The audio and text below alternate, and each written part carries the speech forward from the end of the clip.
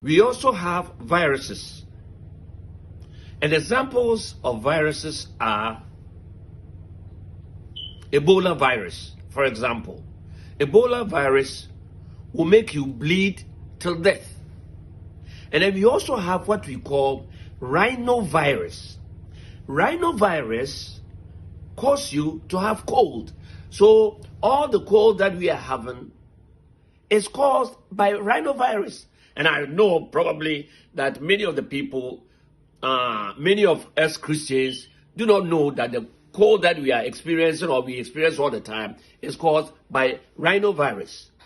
And that is not the only physiological force that causes to be sick physiologically or bodily. We also have HIV, which is human immunodeficiency disease or syndrome or virus that also causes to be sick. And then we also have what we call influenza virus A or influenza virus B that also make us get sick and we get flu or influenza. And then we also have not only Ebola virus or influenza virus or rhinovirus, we also have what we call coronavirus. So with this analysis that I'm making, the point that I'm putting across is that coronavirus is not spiritual. Coronavirus is physiological. And in actual fact, it is we human beings which cause it, based on the lack of cleanliness that we should have had at the beginning in a market in China. So it's not spiritual. It is not something that we are punished from God or by God.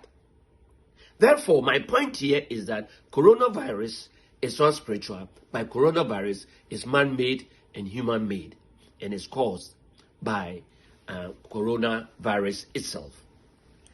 Then, the next question that I was asked is, we Christians, based on our faith, we seem to be protected, or we are protected by God because we are under the roof or under the protective roof of God.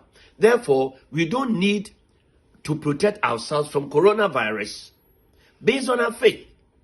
And I'm saying that no, we need to protect ourselves from coronavirus, even though we may have the strongest faith in the world. And my reason is that we human beings, our faith is not the same as the faith of God. Our faith is not the same as the faith of Jesus Christ. In fact, God is the ultimate faith. God is faith itself. Jesus Christ is faith itself. But we human beings are pure human beings with faith. Therefore, the faith that we have should not be a blind faith, should not be a fanatical faith, should not be a literal faith, should not be ignorant faith. But the faith that we have should be intelligent faith, faith linked with logical common sense. And our faith should also respect natural events, natural occurrences, and natural laws. Why? Because God himself is intelligent. And God is intelligence itself. And God is common sense. And God himself is common sense itself.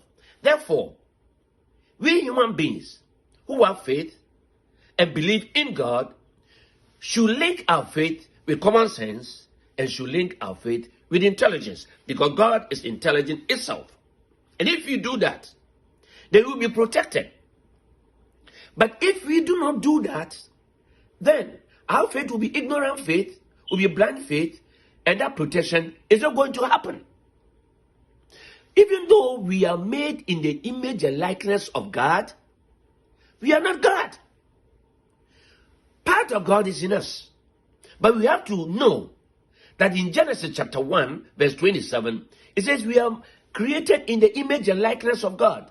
We may have the image, but we are like God. We are not God.